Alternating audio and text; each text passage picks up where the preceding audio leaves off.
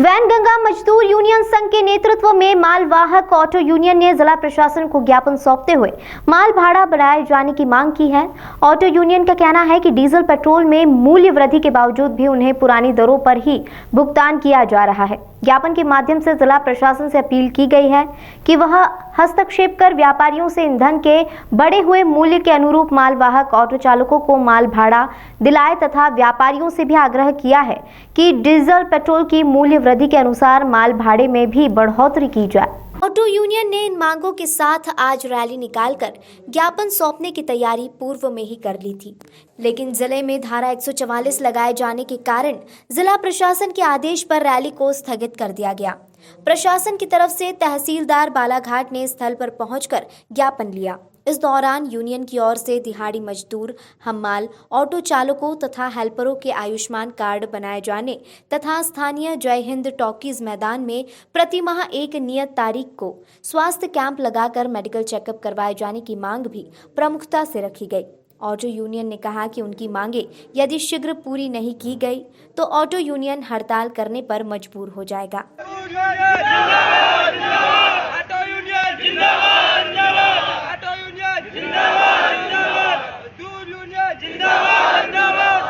अभी तो ये आई है।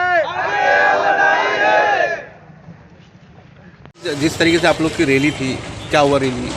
हम जो है विगत दिवस जैसा आप जानते हैं कि वैनगंगा मजदूर यूनियन के अंतर्गत मालवाहक गाड़ियों संचालन का संगठन जो है वो तैयार हुआ था और हम लोगों ने तय किया था कि 24 तारीख को जो है एक रैली निकाल कर रैली के माध्यम से प्रशासन को ज्ञापन सौंपेंगे। परंतु चूंकि कल माननीय कलेक्टर महोदय ने धारा 144 बालाघाट जिले में लागू कर दी और उसके बाद में अधीनस्थ अधिकारियों से हमारा संपर्क हुआ और उन्होंने कहा कि भाई रैली हम यूनियन के माध्यम से न निकालें।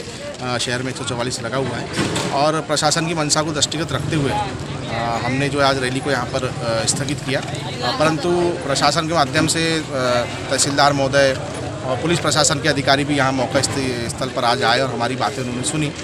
हमारी मांगों को लेकर उन्होंने हमारी बातें सुनी और जल्दी आश्वस्त किया कि वो उन मांगों पर विचार करके पूरा करवाएंगे। क्या क्या मांगे थी आपको? हमारी जो मुख्य मांग तो यह है कि जिस तरीके से पेट्रोल और डीजल में मूल्य वृद्धि हुई है तो जितने भी मालवाहक हैं हमारे, जैसे आप देख रहे हैं कि 250 से 300 गाड़ियाँ यहाँ पे खड़ी हैं आज, तो और जिले भर में हज़ारों गाड़ियाँ जो है मालवाहन कर रही है, इनका डीजल बढ़ने के कारण भाड़ा नहीं बढ़ पाया है। आज जो भाड़ा इनको मिल रहा है, जो दरें मिल रही है वो 70 रुपये प्रति लीटर जब डीजल हुआ करता था तब की है और आज डीजल 90 रुपये हो गया। लगभग 30% का जो है पेट्रोल डीजल की मूल्य वृद्धि हो गई है और भाड़े में वृद्धि नहीं हुई, तो भाड़ा जो है वो बढ़ाया जाए। हमने प्रशासन से ये मांग की कि प्रशासन व्यापारियों और वाहन चालकों के बीच और मजदूर यूनियन के बीच में एक मध्यस्थता का काम करे ताकि सही दरें निर्धारित हो सकें और हमारे जो मजदूर साथी हैं, हमारे जो चालक मालक साथी हैं वाहनों के, इनके साथ जो समस्या आ रही है कि हम किस्त नहीं पटा पाते हैं, परिवार का पालन नहीं कर पा रहे हैं, पैसा महंगाई के कारण, तो उससे भी हमें निजात मिले, हमें किस्त पटाने के लिए भरपूर पैसा मिल सके, हमारा परिवार का हम लालन पालन कर सकें, इसलिए दरें को बढ़ाया जाना आवश्यक है। उसके लिए हमने मांग की है। दूसरा, कमर्शियल लाइसेंस को लेकर बहुत सारी दिक्कतें आती हैं हमारे को। हमारे जो चालक है उनके से पुलिस प्रशासन कमर्शियल लाइसेंस की मांग करता है, तो हमने पुलिस प्रशासन से कहा है कि भाई वर्तमान में तो एकदम से कमर्शियल लाइसेंस की मांग न की जाए। दूसरा जो है, कमर्शियल लाइसेंस बनवाने के लिए RTO साहब के माध्यम से यहीं पर एक कैंप लगाया जाए और कमर्शियल लाइसेंस बनाने की सुविधा दी जाए। साथ ही हमने यह भी मांग की कि चूँकि इस सुभाष चौक के मैदान में, जैन टॉकीज मैदान में, यह मजदूरों को एकत्रित करने के लिए चिन्हित जगह है प्रशासन की तरफ से, या रेजगारी मजदूर, दिहाड़ी मजदूर, वाहन चालक, हमारे हमाली मजदूर सब यहाँ इकट्ठा होते हैं, तो इनके लिए यहाँ शुद्ध पेयजल की व्यवस्था कराई जाए, शौचालय की व्यवस्था कराई जाए। हमारी महिला मजदूर साथी भी आती है, उनके शौचालय की व्यवस्था कराई जाए, सुरक्षा की व्यवस्था कराई जाए।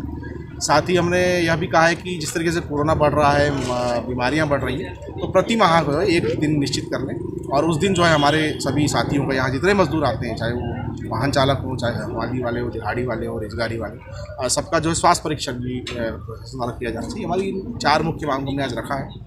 माननीय तहसीलदार महोदय ने हमें आश्वस्त किया है कि जल्दी मांगों पर विचार किया जाएगा और उनको निराकरण भी किया जाएगा। हमने